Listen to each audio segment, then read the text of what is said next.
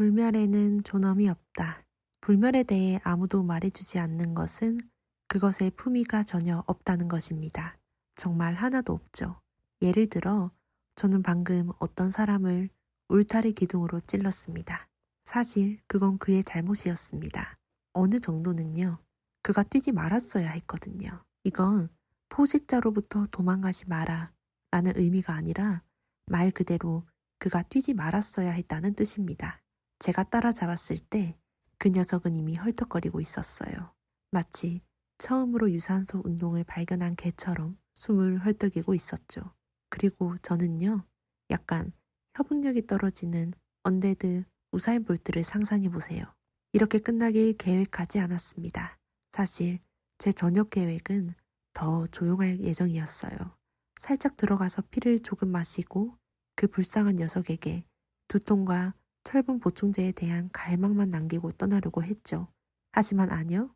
이 녀석이 꼭 장면을 만들어야 했습니다. 먼저 그는 저를 강도짓 하려고 했어요. 네, 알아요. 웃기죠? 그리고 제가 송곳니를 조금 보이자 그는 도망쳤습니다. 그래서 지금 저는 여기 서 있습니다. 그의 축 늘어진 몸 위에 서서 가슴에 박힌 울타리 기둥 반쪽을 바라보고 있죠. 제 인생에서 가장 빛나는 순간은 아니네요. 농담이겠지. 저는 특별히 누구에게 할 것도 없이 중얼거립니다. 그의 주변에 고이는 피를 내려다보면서요. 붓으로 그 녀석을 찌르며 확실히 죽었는지 확인합니다. 몇 세기를 살았으면 이런 사냥 일에 더 능숙해졌을 거라고 생각하겠지만 아니에요. 여전히 엄청 서툴러요. 한 걸음 뒤로 물러서서 코트에 손을 닦으며 태연한 척합니다. 마치 발밑에 인간 케밥이 없는 것처럼요.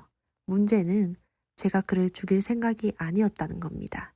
계획이 있었거든요. 아시겠죠? 그를 미끼로 사용해서 그의 동료 몇 명을 끌어내고 그들을 하나씩 제거하려고 했어요.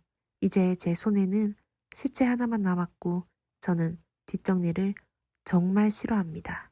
다음에 무엇을 해야 할지 생각하기도 전에 뒤에서 무언가를 듣습니다.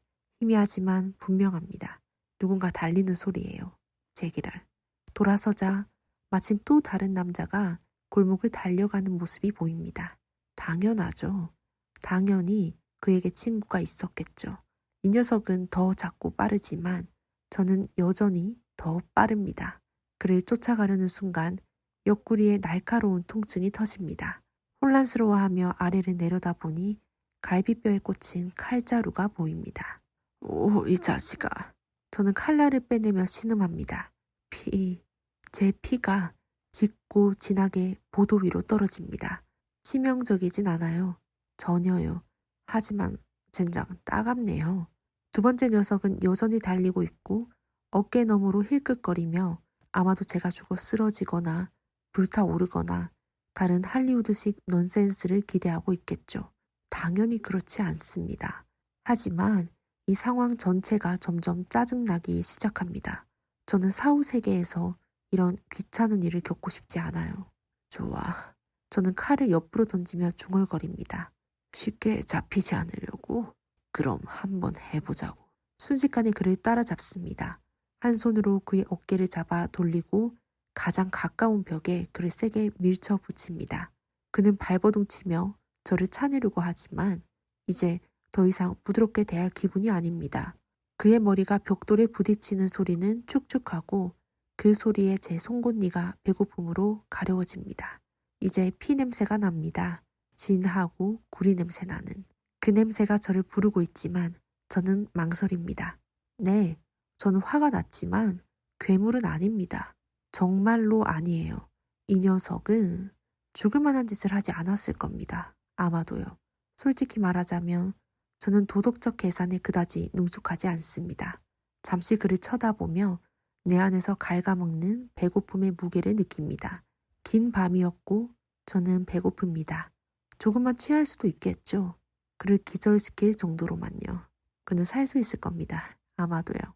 하지만 저는 아마도가 보통 엉망이 된다는 걸 배웠습니다.